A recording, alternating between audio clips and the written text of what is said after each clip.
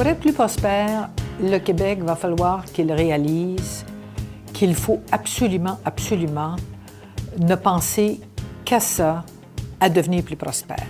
À savoir que faire les enjeux, d'une part, d'une société civile importante, mais d'autre part, être sûr qu'on supporte les entrepreneurs, être sûr qu'on motive les entrepreneurs à prendre des risques, à être audacieux.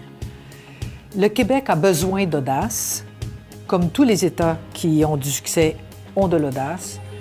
Il va falloir que le Québec soit très audacieux à partir de maintenant.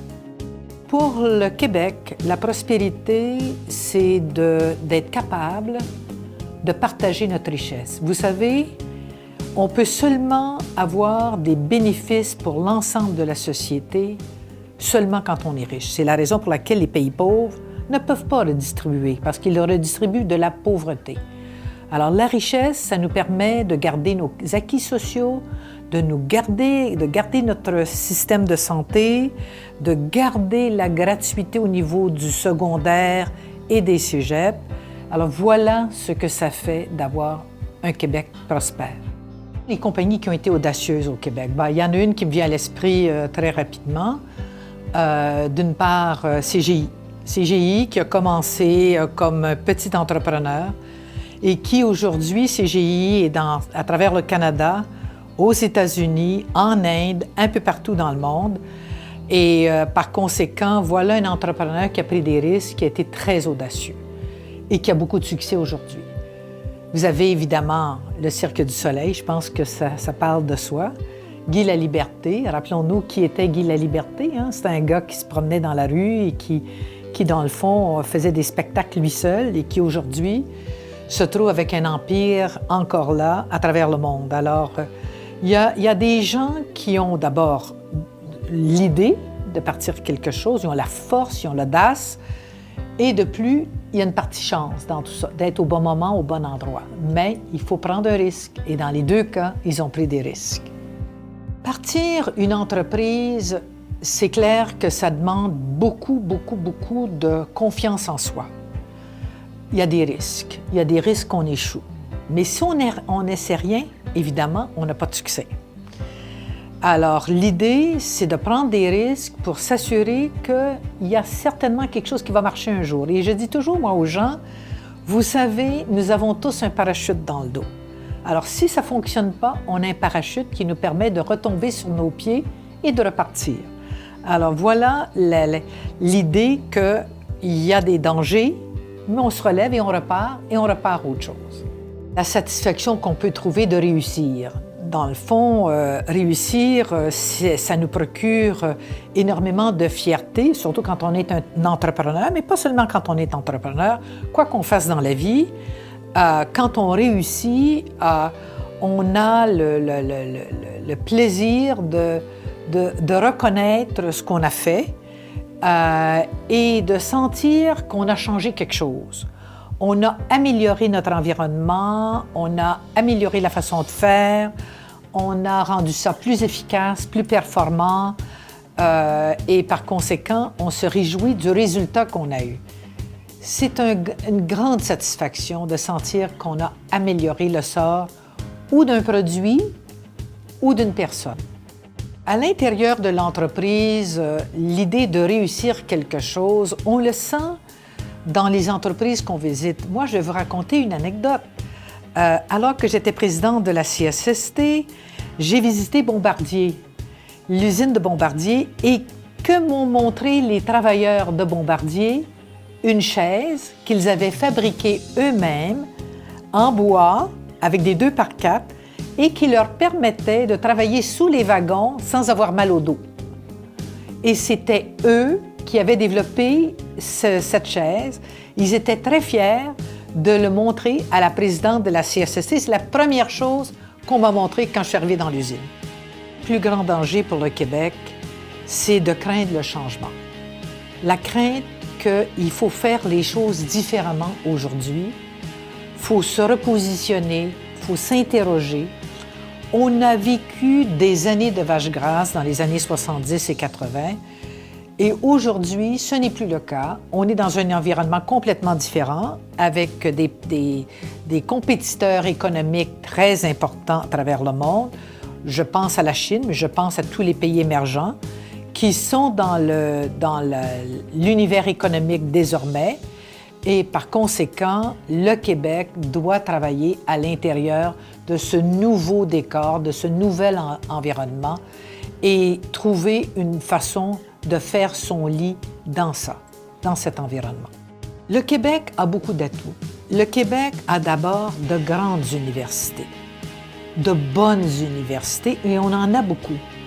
Alors, vous savez, la société de demain, et la société d'aujourd'hui d'ailleurs, on le sait, c'est une société du savoir, où les gens développent des choses nouvelles par rapport à la connaissance. Ils utilisent leur connaissance pour améliorer ce qu'on fait aujourd'hui.